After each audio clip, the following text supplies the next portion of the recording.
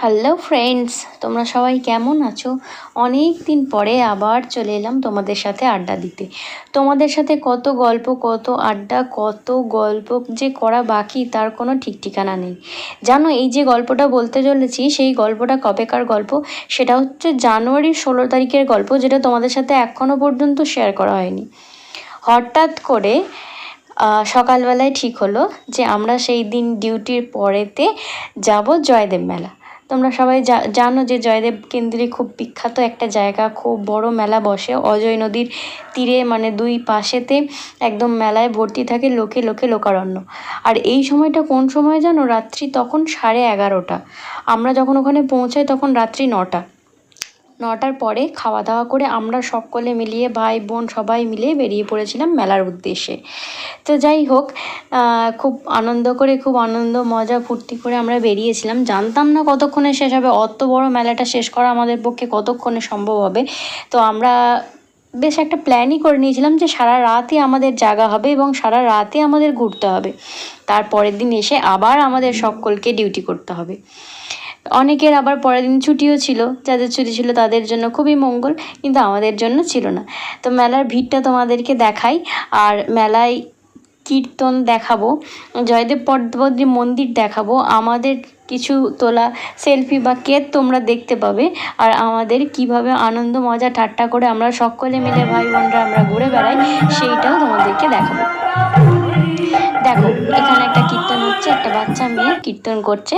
তো আর আমরা সবাই এই যে সকলে মিলে কোনো একটা ফাঁকা জায়গা দেখে সেলফি তুলছিলাম। আর এখানে যারা কীর্তন শুনতে এসছে তাদের মধ্যে তো 90% মানুষ আমি দেখলাম যে কাঁথা মুড়ি দিয়ে ঘুমাচ্ছে। আর তোমরা বুঝতে পারছো যে জানুয়ারির 16 তারিখে কি বীভৎস ঠান্ডা, তার মধ্যে ওই সারা রাত আমরা মেলা দেখেছি। সারাটা রাত আমরা যখন বাড়ি ঢুকি তখন পৌঁছাই মানে কাকডাকা ভোর যাকে বলে, একদম ভোর 5টা।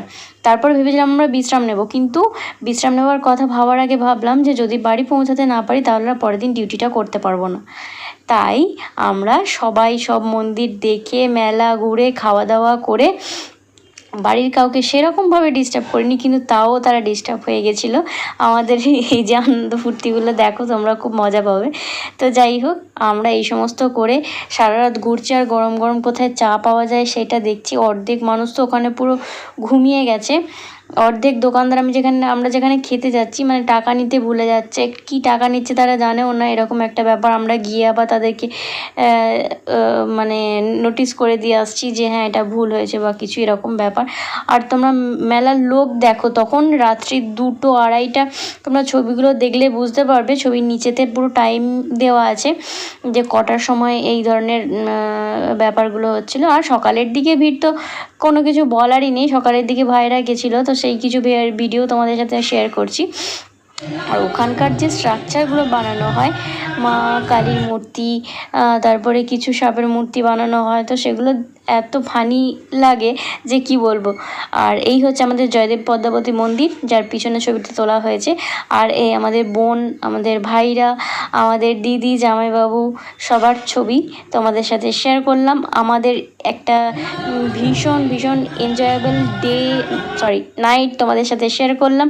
তোমাদের কেমন লাগলো অবশ্যই জানিও। অনেক দিন পরে আরও অনেক ভিডিও নিয়ে আসছি এরপরে আস্তে আস্তে, কারণ এইগুলো অনেক দিন দেওয়া হয়নি। তো সবার এই পোশাক দেখে বুঝতে পারছো যে কেউ মাফলার খোলেনি, কেউ ভালো করে ছবি তোলার জন্য লোকে মাফলার খুলে দেয়, জ্যাকেট খুলে দেয়। তো এখানে জ্যাকেট প্যাকেট কেউ খোলেনি, তেমন এতটাই ঠান্ডা ছিল, মাথার মধ্যে পুরো কুয়াশা পড়েছে সারা রাত ধরে।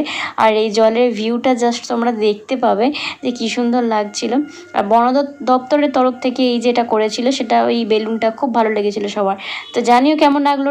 এইভাবেই তোমাদের কাছে ফিরে আসবো আরও অনেক ভিডিও নিয়ে। টাটা।